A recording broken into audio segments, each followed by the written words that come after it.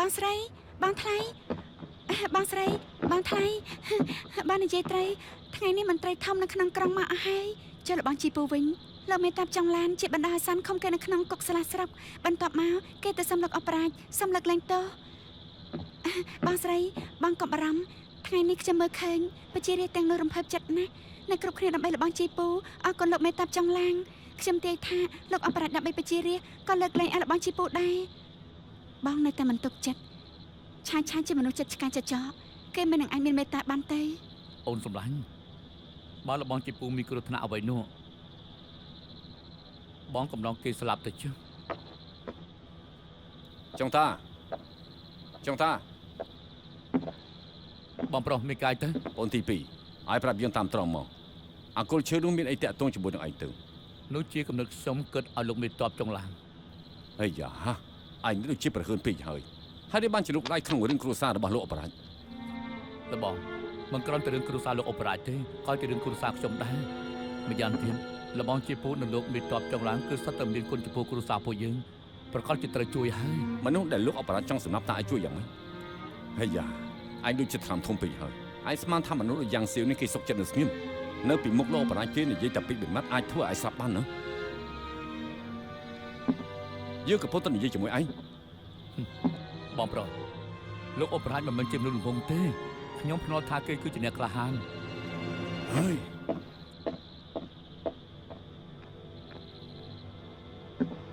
អូនសម្លាញ់ហូបបបរទេបងស្រី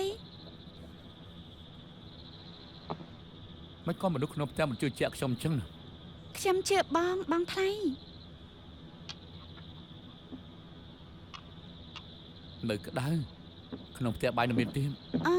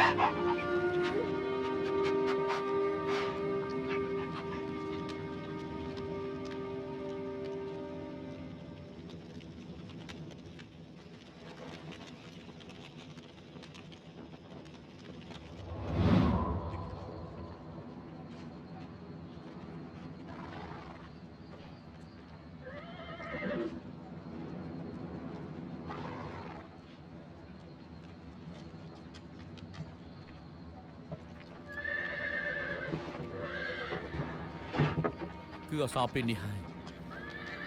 និយាយច្បាស់ទៅក្រោមមេឃនេះគ្មាននរណាមិនខ្លាចលោកអបរាជលោកអបរាជមិនខ្លាចនរណាក្នុងចិត្តគាត់ការពាររហូតមកមានតែចិត្តមនុស្សរីឯអសរពេលនេះគឺស្ថិតនៅក្នុងចិត្តមនុស្សឪពុកខ្ញុំដើរចេញពីក្នុងក្លុបឈាមក្នុងភ្លើងសង្គ្រាមនៅស៊ីជើឆ្នាំនោះថៅឈាមបានសម្លាប់តាខ្ញុំឪពុកខ្ញុំខឹងមួយពេលក៏បានដាក់ទោសស៊ីជើបិទទ្វារក្រុងទាំងមូលគាត់មិនអាចព្រួយតែអសរពីនេះអាចកែប្រែបាននោះទេលោកមិនតន់ត្រូវមើលឲ្យបានច្បាស់ណាស់មើលពីកំណត់លោកអបរាជលោកអបរាជពេលមុនគ្រាន់តែជាមេតបម្នាក់ក្នុងផ្ទះមានរឿងកើតឡើងត្រូវប្រើកំហឹងធ្វើការលោកអបរាជពេលនេះខុសគ្នាហើយចង់យានតែមូលត្រូវគាត់គ្រប់គ្រងគាត់នៅដឹកនាំកងទ័ពគ្រប់គ្រងណានសៀនកំណត់ក្នុងចិត្តគាត់នៅឆ្ងាយពីសុនឈៀនលាវប៉ៃក្នុងចិត្តគាត់ពេលនេះនៅក្រោមមេឃទាំងមូលពុកខ្ញុំគាត់ត្រូវការក្រោមមេឃទាំងមូលគឺត្រូវរក្សាចិត្តមនុស្សក្តីមេត្តានិងការទូទាយរបស់អ្នកបងបើសិនជាពុកដើម្បីជឿជាក់ប្រើកម្លាំងធ្វើកិច្ចការបានចំណេញការទៅអញ្ចឹងលោកអបរាជដើរលើផ្លូវចាស់របស់យានសោហើយលោកអបរាជមិនអាចរួបរวมក្រោមមេឃនៃសម័យលោកមេតមក៏មិនអាចខ្លាចជាការពិតដែរអញ្ចឹងតំណែងអ្នកស្នងត្រកូលមិនបាច់យកទេ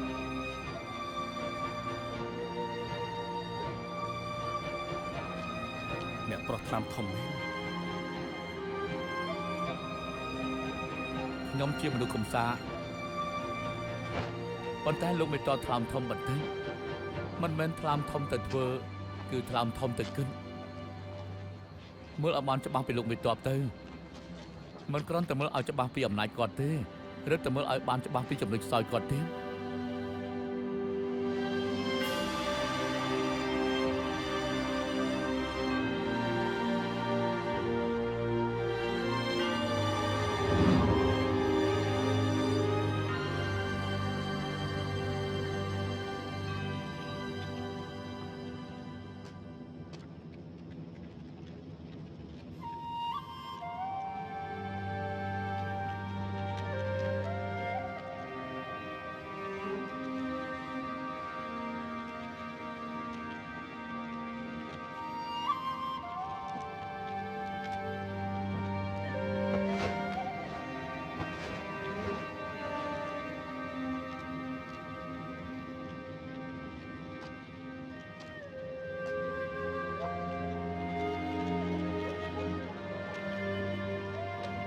យប់ស្ងាត់ស្ងៀមអ្នកនាងនឹងហ៊ានមកទៀតទេ ខ្ញុំមានអ្វីមិនហ៊ានខ្ញុំសប្បាយដំណាក់លោកមេតាប់ចង់ឡើងខ្ញុំក៏ហ៊ានចុះដែរខ្ញុំនៅមិនហ៊ានដើរតាមផ្លូវទៀតទេ មនុស្សតកោស៊ឺម៉ាពូនេះសុទ្ធតែថ្លាមធំអញ្ចឹងអង្គុយចុះមក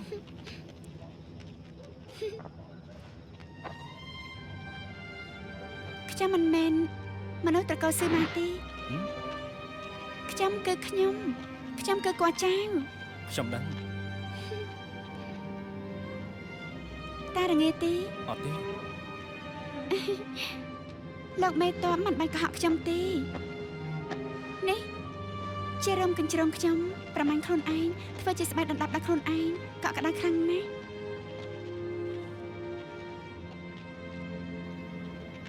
មានពេលខ្លះពេលកុហកគឺដើម្បីថែរក្សាកិត្តិយសខ្លួនឯង រឿងរបស់ជីពូឯងបានដឹងហើយឯងគិតមើលតាជីពូនេះគួរតែសម្លាប់ហើយរឿងមួយក៏មិនគួរបាននិយាយពីច្បាប់របស់នគរជីពូប្រកាសជាត្រូវតែសម្លាប់តែពុកមិនអាចសម្លាប់ជីពូបានទេអូហេតុអីទៅច្បាប់មិនអាចលើកលែងឲ្យជីពូតែមនុស្សសេចក្ដីអាចលើកលែងឲ្យគេបាននេះគឺទី1រីឯទី2បងទី2ដើម្បីឲ្យជីពូបង្ហាញខ្លួនសន្យាថាមិនសម្លាប់ជីពូទៅហើយបើសិនជាពុកសម្លាប់ជីពូបងទី2នឹងខ្លាយទៅជាអ្នកទោសក្នុងនោះជឿជាឯងមានចិត្តស្រោតត្រង់បែបនេះពុកពិតជាមានការត្រេកអរណាស់ប៉ុន្តែអំណាចពឹងលើចិត្តស្រោតត្រង់តែមួយមុខមិនគ្រប់គ្រាន់ទេកូនយល់ពីន័យរបស់ពុកហើយក៏យល់ពីក្តីស្រឡាញ់របស់ពុកដែរកូនយល់ព្រមដើរតាមពុកដើម្បីសម្រេចក្តីប្រាថ្នារបស់ខ្លួនឯងប៉ុន្តែនៅក្នុងរឿងនេះបងទី2មិនអាចធ្វើខុសទេមិនអាចឲ្យបងទី2ទទួលទោសទេទោះខ្ញុំអាចទទួលផលប្រយោជន៍ពីរឿងនេះក៏ខ្ញុំមិនស័ក្តិសមជាកូនរបស់ពុកដែរ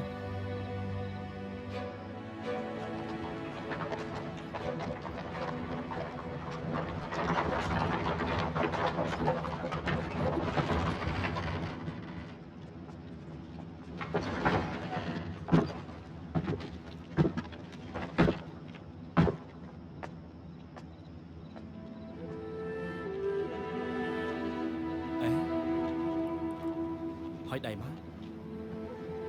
ថ្ងៃនេះពីនេះមានអ្នកស្គាល់ចឹងស្មានមកដល់ថាយប់ចុងក្រោយបាយជានឹងមកកំណោះខ្ញុំសោះ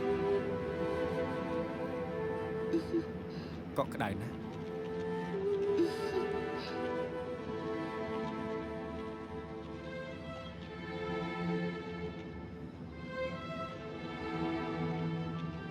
អាវងពួកយើងទៅវិញចោល លោកស្រីក្រែងថាចង់យកអាវដណ្ដប់ឲ្យអ្នកប្រុសមែនទេ គេរវល់រួចហើយប្រកាសចិត្តទៅវិញខ្ញុំមិនរំខានគេទេ បាទ ទៅវិញ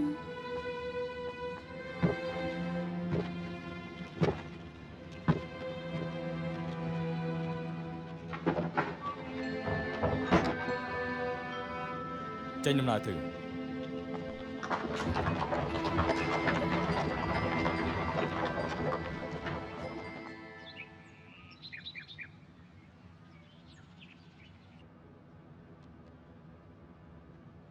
ជំរាបលោកអបរាជលោកបណ្ឌិតយ៉ាងលោកម្ចាស់ទីងសូមចូលជួបមកដល់ផ្ទះរបស់យើងទាំងព្រលឹមពិតជាមិនអាចរងចាំមួយពេលបានមែន ណ៎ហើយចុះយើងទៅជួបគេ អាម៉ានបងនឹងសម្រាប់ជីពូទី អូននិយាយទៅមើល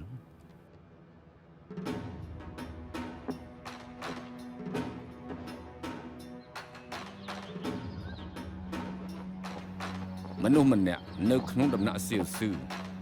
សំបីតំណែងក៏មិនមានដែរហេតុអីរំខានអ្នកទាំងពីរដល់ម្លឹង លោកអបរាជ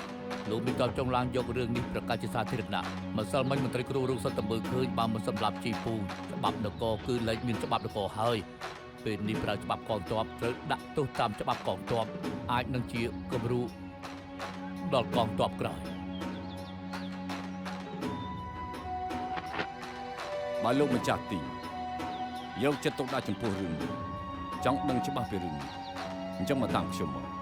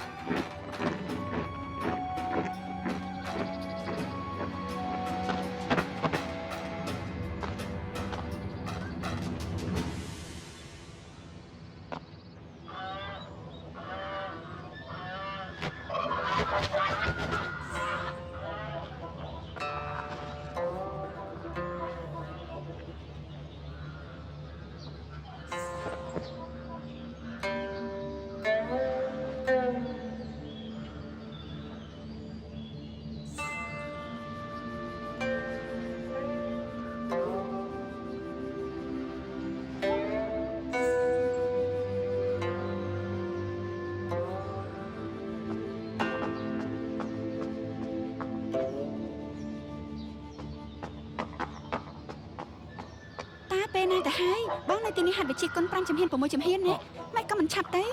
តែណាអូនសម្លាញ់ តែជួយមនុស្ស អូនសម្លាញ់ណានៅពេលនេះពួកយើងកុំទៅអីពួកយើងទៅមានតែបកករឿងថែមទៀតទេពួកយើងរងចាំទីនេះទៅវាបាត់ទៅហើយណាល្អទេ តែ យ៉ាចាំងជន់ហងមិនក៏រកពេលនិយាយពីជីពូក្នុងចិត្តអូនភ័យខ្លាំងម្ល៉េះ មិញនេះបងហៅអូនថាម៉េច បងខុសហើយ មិញនេះបងហៅអូនថាម៉េច អូនសម្លាញ់បងខុសហើយបងខុសហើយអូនសម្លាញ់អូនសាកគិតម្ដងទៀតទៅមើលច្រើនឆ្នាំម្នាក់រឿងដែលអូនឲ្យបងធ្វើរឿងមួយណាដែលបងធ្វើមិនបាននោះ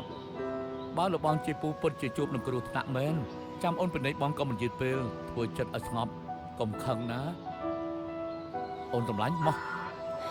ប៉ុន្តែពេលនេះរបស់ជីពូខ្លាំងច្បាប់នឹងអូនមិននឹងអាចធ្វើចិត្តស្ងប់ អូនសម្លាញ់អង្គុយទៅ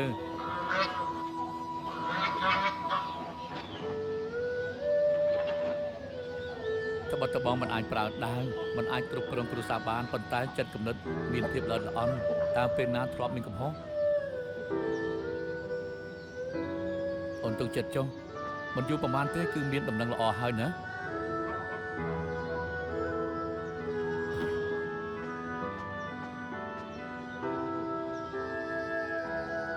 អូនសម្លាញ់ហ៎អូនត្រូវហើយអូនជួយរុញក៏ល្អដែរអូនរុញឡើងខ្ពស់បងមើលឃើញឆ្ងាយអូនរុញខ្ពស់បន្តិចមកបងនឹងមើលឃើញក្រុងមួយនេះហើយមនុស្សរាប់ម៉ឺននាក់ពិតជារាសគ្រប់គ្នាគាត់ទៅសុំបកឲ្យលោកបងជីពូក៏អូនទុកចិត្តដែរអូនសម្លាញ់យប់នោះអូននឹងលបងជីពូម្នាក់នៅក្រៅបន្ទប់ម្នាក់នៅក្នុងបន្ទប់ហ៎ណែអូនសម្លាញ់បងខុសហើយបើថ្ងៃនេះរបស់ជីពូជួបគ្រោះថ្នាក់បងអង្គុយលើតូចុះនេះរហូតទេអូនឈប់ធាក់ទៅអូនធាក់បងឲ្យស្លាប់អូនធាក់ទៀតមើលឃើញដំណាក់លោកអបរាជហើយអូលោកអបរាជអញ្ជើញមកដល់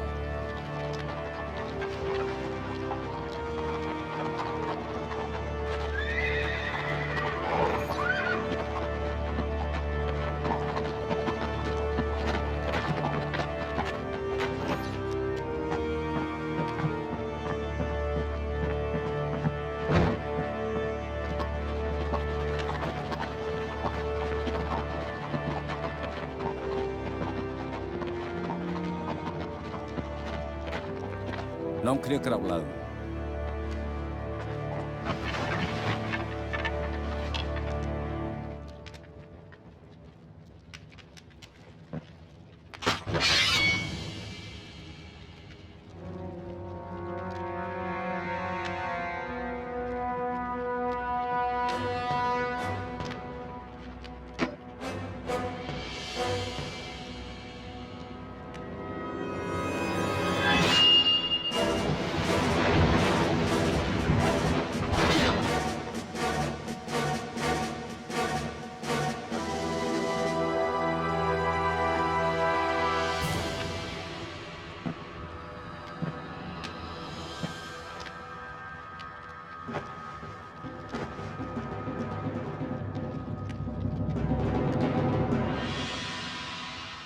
យើងនឹកឃើញរឿងមួយកាលនោះកងទ័ពធ្វើស្រែចម្ការចេញបញ្ជាមិនអាចបំផ្លាញដីស្រែអ្នកដែលហ៊ានបំផ្លាញគឺប្រហារជីវិតយើងចុះពីលើខ្នងសេះដើម្បីមើលដីស្រែតែមិននឹកស្មានថាសេះរបស់យើងរងនឹងការផិតភ័យរត់ចូលក្នុងស្រែជន់ស្រែខ្ទេចច្បាប់ដែលយើងជាអ្នកកំណត់ដោយខ្លួនឯងយើងជាអ្នកធ្វើខុសបើមិនទទួលការពិន័យប្រឈមមុខនឹងមនុស្សក្នុងលោកបែបណាទៅយើងបានដកដាវឡើងប្រជារាស្ត្រនៅវាលស្រែនិងមេតប3នាក់នាំគ្នាអង្វរកយឺដូច្នេះហើយយើងកាត់សក់របស់យើងដើម្បីស្បោះសច្ចាប្រកាសបញ្ជាថ្ងៃនេះជឺពូល្មើសច្បាប់នគរមានច្បាប់ដោះលែងជនក្បត់ជាតិត្រូវមានទោសដូចជាជនក្បត់ជាតិដែរ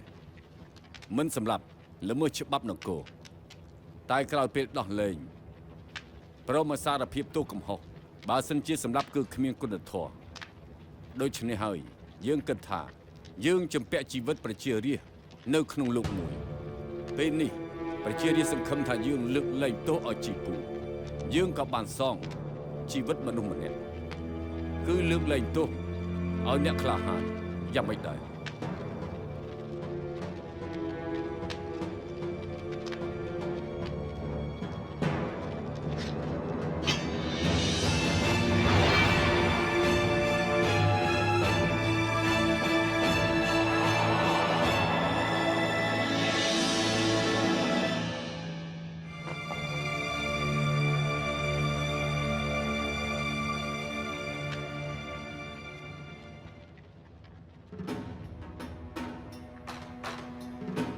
អរគុណចំពោះក្តីមេត្តារបស់លោកអបរាជ អរគុណក្តីមេត្តាលោកអបរាជ អរគុណក្តីមេត្តាលោកអបរាជអរគុណក្តីមេត្តាលោកអបរាជល្មើសច្បាប់ដាច់ខាតត្រូវតែពិន័យជីពូពិន័យ50ដំបងតួនាទីនៅក្នុងដំណាក់សៀវស៊ឺចេះវិជាគុណនិងមានចិត្តស្មោះត្រង់យកមកបម្រើនឹងការពារនគរលោកត្រូវចាំទុកជីវិតរបស់លោកមិនមែនយើងជាអ្នកឲ្យទេគឺប្រជារាស្ត្រនៅក្នុងលោកជាអ្នកឲ្យលោកអបរាជឆ្លាតហើយលោកអបរាជឆ្លាតហើយលោកអបរាជឆ្លាតហើយលោកអបរាជឆ្លាតហើយលោកអបរាជឆ្លាតហើយលោកអបរាជឆ្លាតហើយលោកអបរាជឆ្លាតហើយ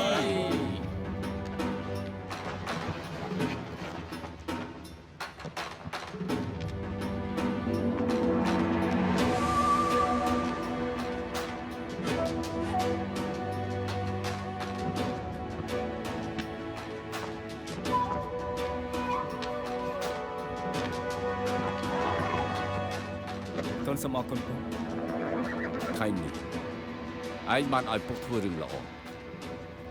តើចង់ស្ដាប់ពុកអរគុណឯងមែនទេ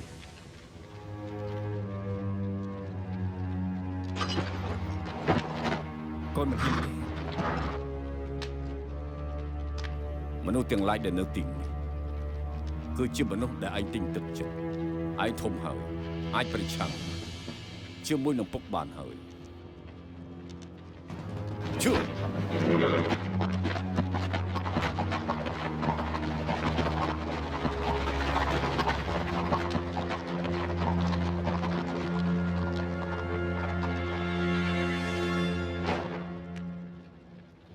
អូនជប់រុញទៅអូនមិនជប់បានទេអូនសម្លាញ់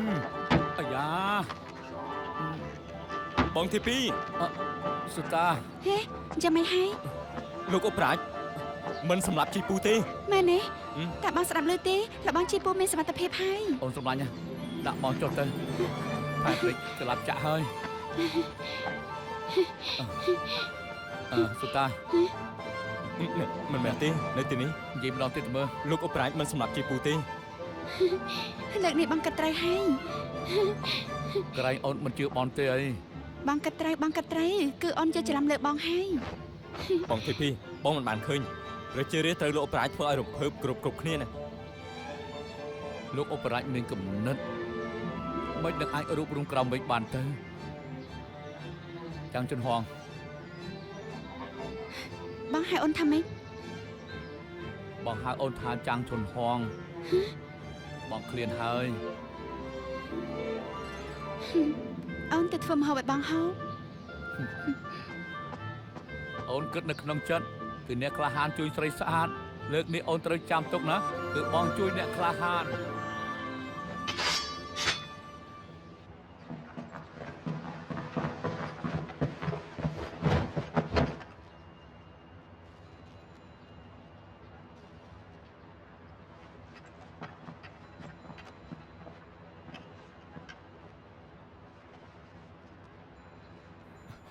អ្នកទោសជីពូ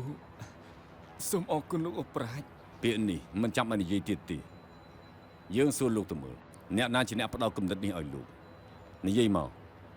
បើសិនជានិយាយត្រង់យើងឲ្យលោកធ្វើការបន្តតែបើសិនជាកុហកពេលយើងស៊ើបដឹងពីម្នាក់នោះគេប្រកាសជាស្លាប់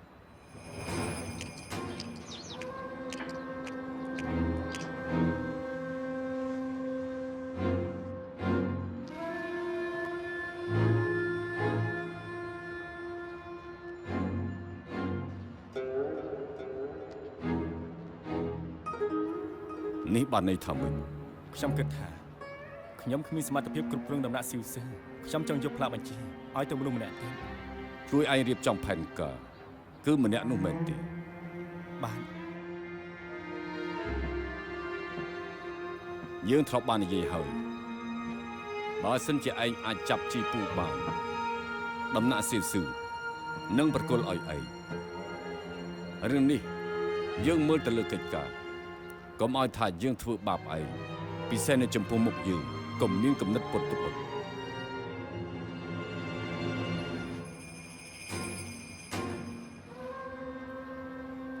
ចំណែកឯម្នាក់នោះឯងធ្លាប់បានឮសេះមួយក្បាលឈ្មោះលូទេ ខ្ញុំធ្លាប់ឮនេះជាសេះរបស់ចាងអ៊ូសេះនេះក្រោមភ្នែកមានប្រជ្រុយថ្ងាមានស្នាមខុសពីសេះធម្មតាចាងអ៊ូក៏ព្រោះតែសេះនេះស្លាប់ដែរ ពុកធ្លាប់បានឃើញគឺជាសេះដ៏ខ្លាំងអស្ចារ្យលាវបៃចង់ប្រគល់សេះនេះឲ្យពុកតែពុកមិនយកគួរឲ្យស្ដាយណាស់ថ្ងៃនេះសមត្ថភាពដែលគេជួយឯងថ្ងៃក្រោយក៏អាចជាសមត្ថភាពដែលគេជន់សម្រាប់ម្ចាស់ដែរ ពុកទុកចិត្តចុះខ្ញុំគិតថាអាចគ្រប់គ្រងសេះនេះបាន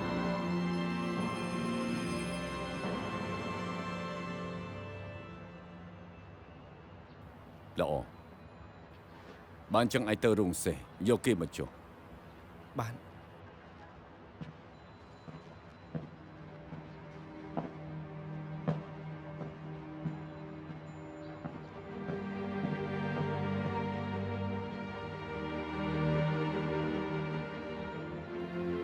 ពួកយើងជាមនុស្សគ្មានផ្លូវដើរថយក្រោយទេបើគ្មានផ្លូវដើរថយក្រោយគួរតែឈប់កិច្ចទៀតទៅ ស៊ឺម៉ាអេមកធ្វើអ្នកបម្រើនរណាទេ ខ្ញុំមិនត្រូវការអ្នកបម្រើនោះទេខ្ញុំត្រូវការមិត្តភក្តិ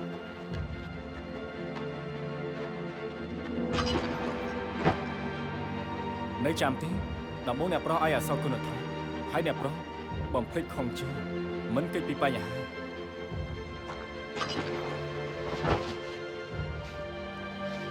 ចេះជីដែរទេ សាកល្បងមើល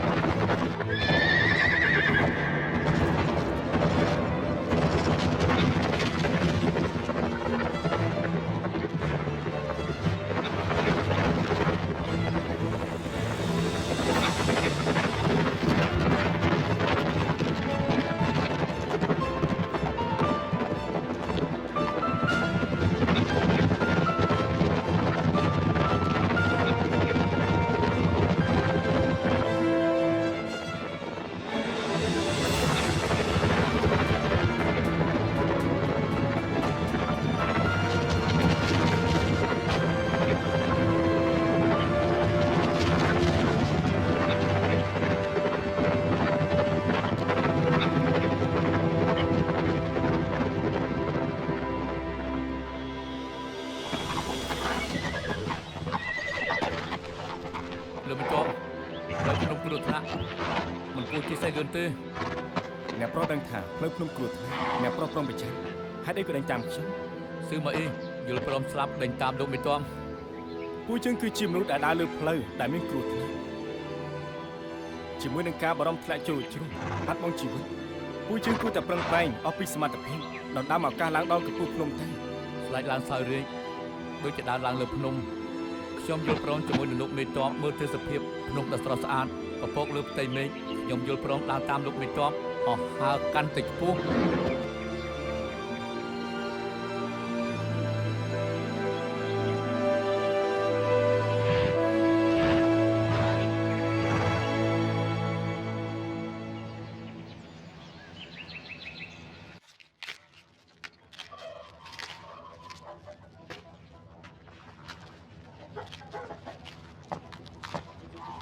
អូនសម្លាញ់ណាពេលថ្ងៃហូបអីទៅ បងត្រូវតែដំណាក់ឆាជីជប់លៀងសបាយហើយនៅខ្វះក្នុងផ្ទះហូបអីទៀត បងហូបឆ្អែតឲ្យបានទៅ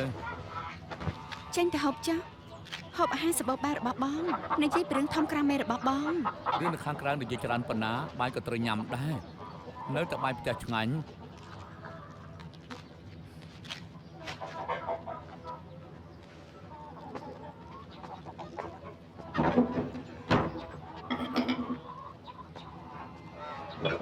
អូនសម្លាញ់ណាការសុងឆាយតើពេលណារីកទៅ មិនដឹងទេ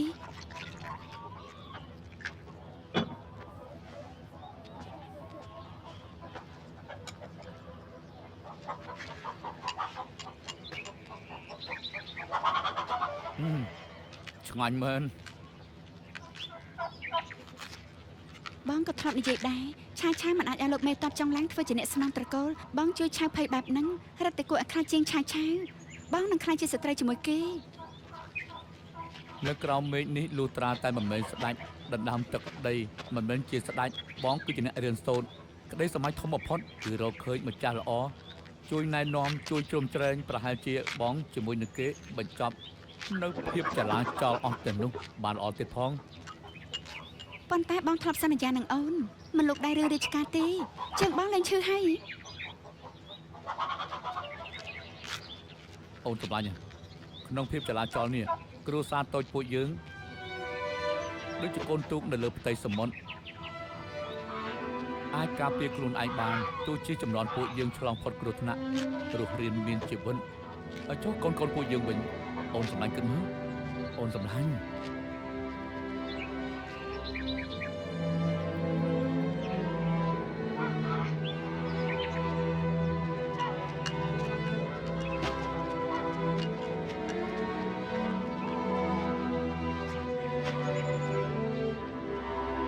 អូនសម្លាញ់ការសុងឆាយលូតលាស់លឿនទេ មិនដឹងទេ ដូចរាជការហើយ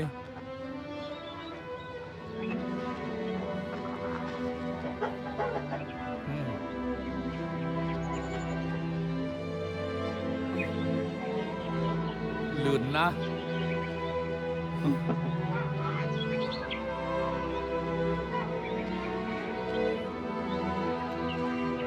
អូនមិនដឹងថាក្រោមមេឃនៅខាងក្រៅបែបណាទេអូនក៏មិនចង់ដឹងក្រោមមេឃនៅថ្ងៃក្រោយដែរតែនិយាយនឹងយ៉ាងម៉េចអូនត្រូវការឲ្យបងថ្ងៃនេះជាតិនេះមានសុវត្ថិភាព ដោះ បើបងមានរឿងអ្វីកាត់ឡើងគ្រួសាររបស់ពួកយើងនឹងបែកបាក់ហើយ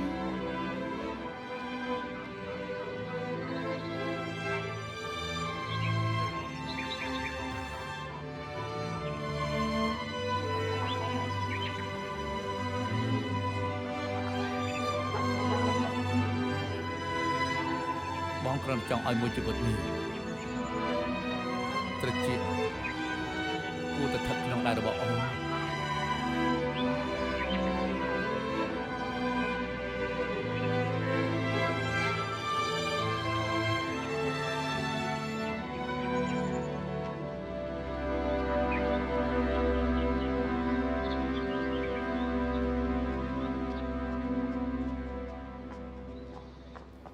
ខ្ញុំសូមអបអរសាទរលោកបេតបចុងឡានឆ្លងផុតឧបសគ្គលើកនេះអបអរសាទរចុងតាឡើងកាន់តំណែងថ្មី អរគុណអរគុណ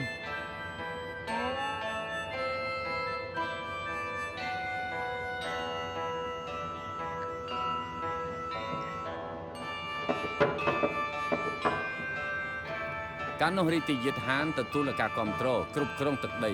ថ្ងៃនេះលោកមានទ័ពចុងឡាំងក៏មានមិត្តភ័ក្តិ4នាក់ដូចជាពួកយើងនេះដែរម្យ៉ាងទៀតលោកមានទ័ពឆើមមានអនុភាពខ្លាំងក្លារឿងអីថាគ្រប់គ្រងទឹកដីមិនបាននោះ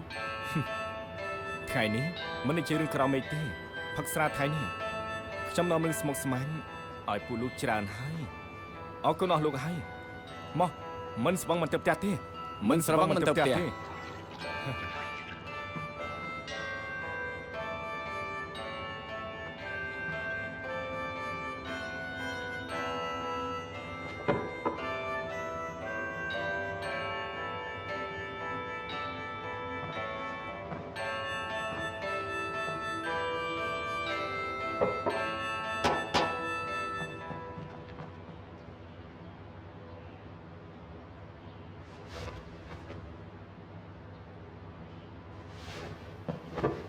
ជីតាំងមើលអ្នកណាលើកស្រែងទៅ ខ្ញុំនៅថ្ងៃនោះមានកំហុសចំពោះលោកមេទ័ពស្ទុំទោសលោកមេទ័ពផង មួយពេញមិនគ្រប់នោះទេត្រូវតែពីនេះ3ពេញទៅបាន ត្រូវហើយពីនេះ3ពេង ត្រូវ3ពេញ3ពេញ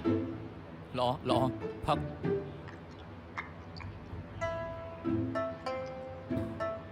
អស់មកពេញហើយ ល្អ ជីតាំងនៅថ្ងៃនោះចង់តាក៏ដើម្បីខ្ញុំដែរបន្តិចទៀតខ្ញុំនឹងបង្ហាញក្បាច់ខ្លួនឯងមើលយ៉ាងម៉េចដែរ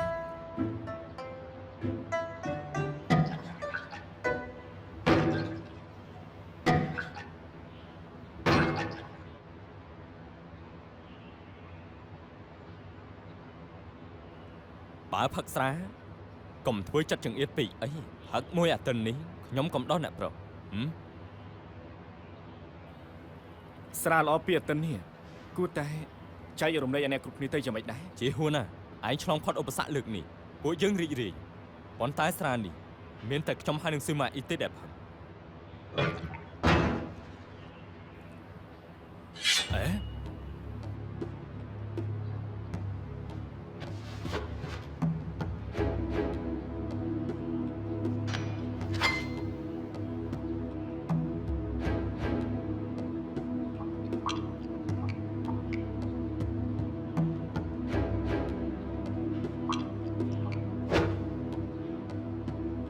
ស៊ឺម៉ាអ៊ី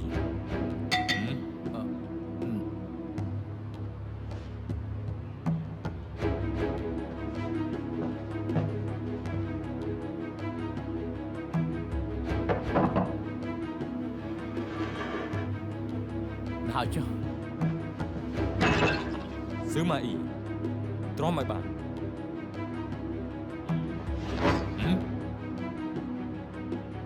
មិនតន់កាត់ទេ ខ្ញុំជួយលោកមេទ័ពទេមក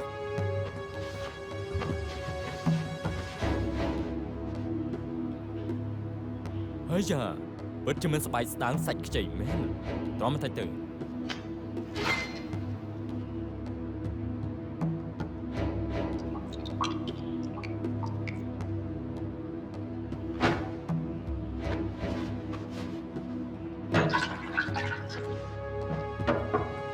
ចាំពេលផឹកស្រានេះហើយ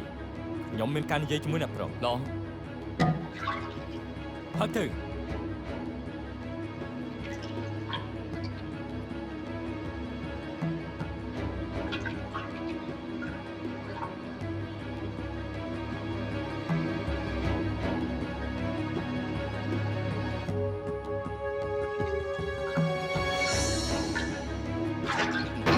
ផឹកទៅ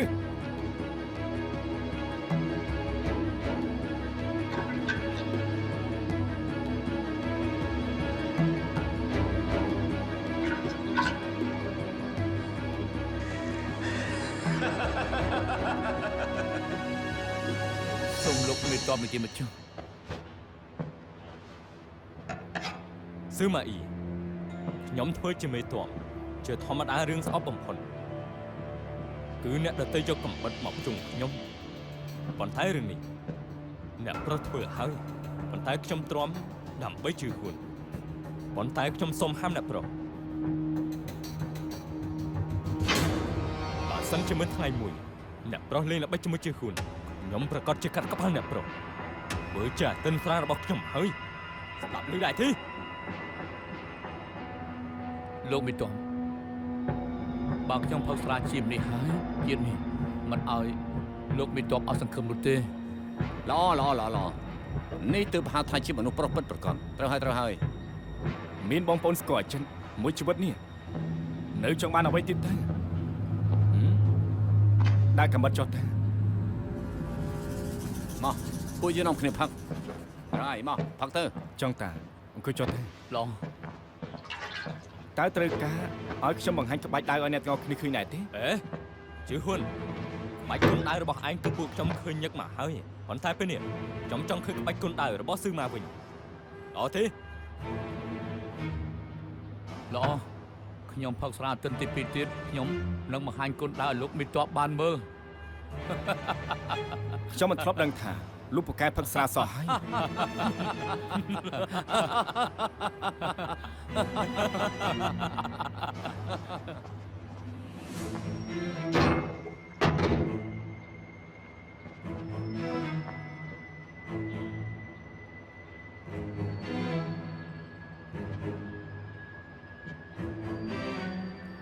ហើយដែលបានចូលមកទីនេះ អូនបារម្ភអស់លោកគ្រប់គ្នាផឹកស្វឹងក៏យកស៊ុបស្វាងស្រាមកទីនេះទេ ពិតជាមានមនុស្សម្នាក់ស្វឹងមែនប៉ុន្តែខ្ញុំគិតថាប្រហែលជាគេផឹកអ្វីលែងចូលហើយ ខានឃើញអ្នកប្រុសសប្បាយចិត្តយ៉ាងនឹងយូរហើយអស់លោកគ្រប់គ្នាជួយកិច្ចការអ្នកប្រុសខ្ញុំគ្មានអ្វីតបស្នងស៊ុបមួយឆ្នាំងនេះសូមអស់លោកគ្រប់គ្នាកុំស្អប់ខ្ពើម អាយ៉ាអរគុណអ្នកស្រី អរគុណលោកស្រី អរគុណហើយណានៅតែព្រួយអ្នកប្រុសចង់តាហេអ្នកប្រុសជម្រាបស្រាខ្ញុំមកអត់ទាន់ទៀតណាខ្ញុំប្រាប់អ្នកប្រុសយូរហើយថាគេគឺជាមនុស្សបែបហ្នឹងស្រាជាមិនចេះផឹកទេនៅឯងនិយាយបានទេ អរគុណលោកស្រី សូមអរគុណលោកស្រីហើយ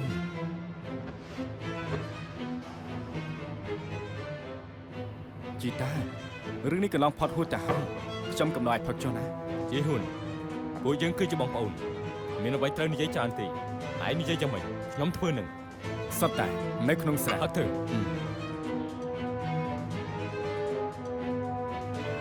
សូមអរគុណអ្នកស្រី សូមជួយ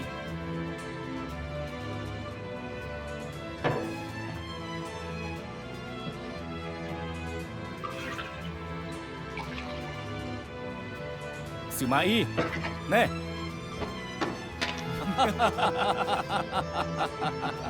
ប្រហែលខែមកនេះមានរឿងច្រើនមែនទេអរគុណបងប្អូនទាំងអស់គ្នាហើយចំពោះស្រាមួយពេញនេះ សូមអរគុណលោកស្រី ខ្ញុំលើកជូនលោកចុះណា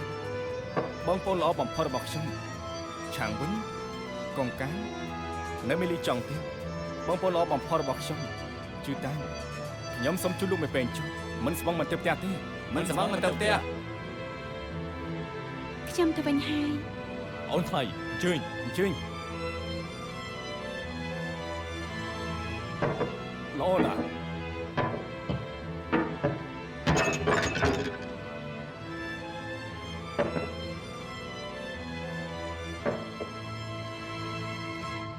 ឯងមិននឹងអាចធ្វើរឿងផ្ដេសផ្ដាស់បែបនឹងបានទៅទាំងនោះជាកូនចៅឯងមិត្តភក្តិឯងពិធីជប់លៀងឲ្យលោកស្រីចេញមកជួបភ្ញៀវក៏ហីទៅចោះមិនក៏នៅអាចឲ្យពួកគេសម្លឹងមើលមុខលោកស្រី អ្នកម៉ែ បើផ្សព្វផ្សាយចេញទៅក្រាញ់ជារឿងកំ pl ែងតកោឆាងមែនទេឯងនេះពិតជាមិនបាញ់ចែកការគោរពគ្មានសុជីវធម៌មែនមិនដឹងខុសត្រូវ កូននឹងខុសហើយម៉ែ ថ្ងៃនោះមានអ្នកណាខ្លះអឺថ្ងៃក្រោយទោះជាអ្នកណាមិនអាចធ្វើរឿងបែបហ្នឹងបានទេតាដឹងទេ ដឹងហើយ ហើយយ៉ាទៅវិញចុះ បាន អ្នកណាមើលមុខចិនហ្វូ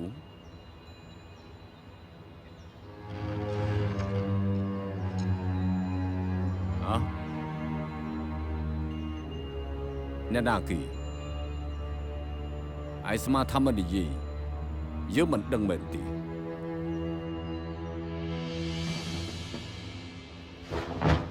លោកពងកូននឹងខុសហើយដាក់ទូកូនប្រុសម្នាក់ឯងបានហើយ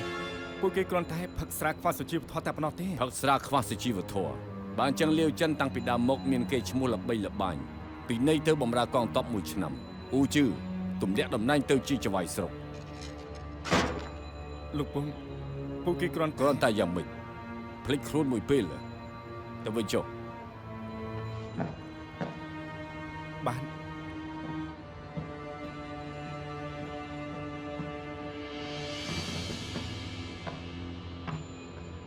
មកអូនក្រោកឡើងទៅអូនលើក្រោយកុំយកកញ្ចក់ដាក់លើគ្រែរបស់បងទៀតណា